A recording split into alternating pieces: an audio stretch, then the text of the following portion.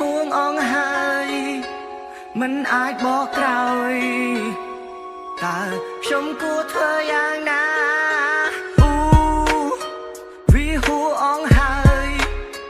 มันอาจบอกกล่าวแต่ชมกูเธออย่างนาชมชีเนะจันตัวจองเวอร์วินมันอาจสมรักก็ได้ปรารถนา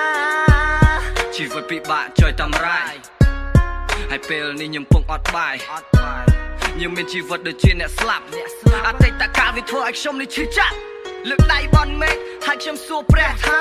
តើពេលនេះខ្ញុំនៅទីណាវង្វេងវង្វាន់ធ្វើឲ្យគេជន់មិនដឹងថាដោះស្រាយយ៉ាងណារូបគ្មានជំនួយជួយចាំសំណងសងលុះថ្ងៃខ្ញុំមរណាវិធីខ្ញុំដើរតែឯងឬសែនចំបាយគ្មានអ្នកជួយ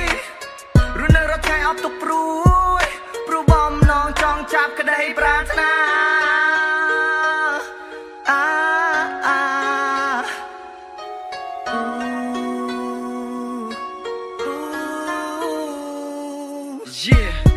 ខ្ញុំចង់អរគុណរាល់ទង្វើដែលយើងទាំងពីរបានធ្វើកន្លងអនុស្សាវរីយ៍គ្រាន់ជាស្រមោលអតីតកាលហើយខ្ញុំនឹងដុតកំទេចចោលឯងកុំគិតច្រើនពេកណាមិត្តសំឡាញ់ឧបសគ្គ